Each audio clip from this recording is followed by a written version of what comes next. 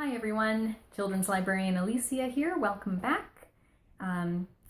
Welcome to another shelf isolation video where I recommend books that you can read at home while the library is closed, recommend activities that you can do with stuff you might just have lying around at home, and tell bad jokes to keep you entertained. So this morning our joke is, there are two muffins sitting in a microwave. And the first muffin says, "Wow, it's hot in here." The second muffin says, "Oh my gosh, a talking muffin!" Today I'm going to be recommending a bunch of books about food. And our first one is a picture book, and it is by a local Vancouver area author named Alan Wu, and the book is called Maggie's Chopsticks. And this is about a little girl named Maggie who struggles to master holding chopsticks properly and using them properly. And all of her family members around the table give her different advice on what the right way to hold them is. Like, this is the correct way. You have to do it my way. And she tries to do it the same way as all of them, but she has a really hard time and she struggles until she talks to her dad, who tells her that it's okay to develop her own way of holding her chopsticks and sort of encourages her to develop her own style. So it's a really lovely story, not only about mastering a new skill, but also kind of expressing yourself and sort of your individuality and finding your own way. And there's food. So it's a really nice story. I recommend that one to everyone. It's available on Library to Go. Our next one is one that you might already know about, especially if there's a Robert Munsch fan in your house. This is called Something Good by Robert Munsch. You can read this one on Tumble Books, so it's another one that you can watch and listen to at the same time. And lots of people love Robert Munsch, and he's Canadian, so yay, more Canadian content. And Something Good is all about a little girl who, she goes shopping with her family, but she complains that her dad always buys boring stuff like milk and spinach and eggs, and nothing good like candy bars and cake and ice cream.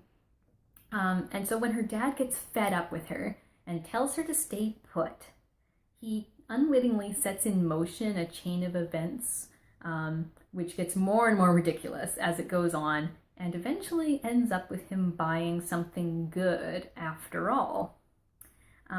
This book, like most Robert Munsch books, is kind of funny and ridiculous and just has absurd situations in it, but it has a heartwarming ending that will make you go, "Aww." So you can read and listen along to this book. If you like other Robert Munsch books or just kind of funny, quirky stories, you'll like this one for sure.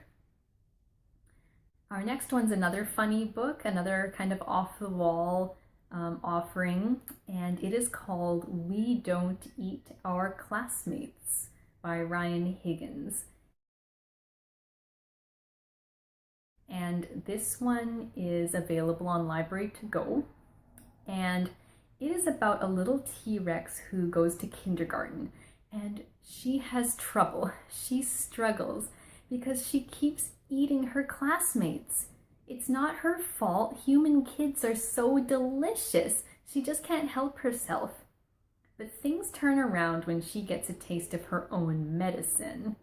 And then she manages to figure out how to control herself. It's funny, it's tongue-in-cheek, and it's about starting school and about impulse control, which even some human children struggle with sometimes. And don't worry, even though some kids get eaten in this story, it's only temporary. There's no permanent damage to anybody in the story, so it's still quite gentle. It's not too morbid. And the pictures are very cartoony and bright and fun as well. So I really like that one. Our next one is called Bilal Cooks Stall by Aisha Saeed. And this one is a little bit more of a traditional food story, no T-Rexes eating kids. And it's about a 6-year-old named Bilal who is very excited to help his dad make his favorite food, which is dal. And he wants to share it with his friends who have never tried it before. And so he kind of rounds everybody up in the neighborhood, and they all wait for the dal to be ready. And as more and more kids show up and start waiting, Bilal starts to get a little worried, and he starts to wonder whether they will like it as much as he does.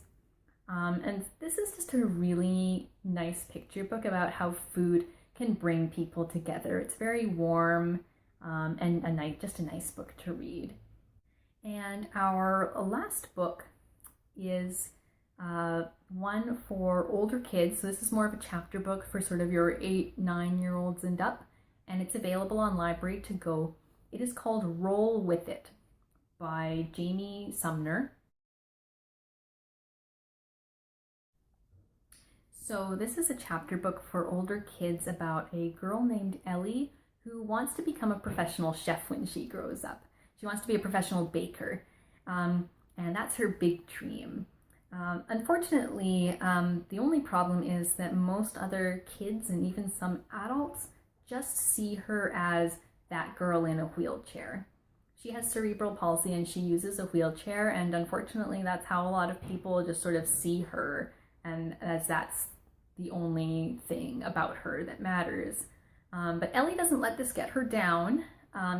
She hangs on to that dream, and the story kind of revolves around how she and her mom move across the country to a new town. And after that move, she has to start fresh in a new town at a new school, which is a tough change even in the best of circumstances. But Ellie does a really great job of rising to the challenge. She makes new friends, and she keeps her culinary dreams alive at the same time.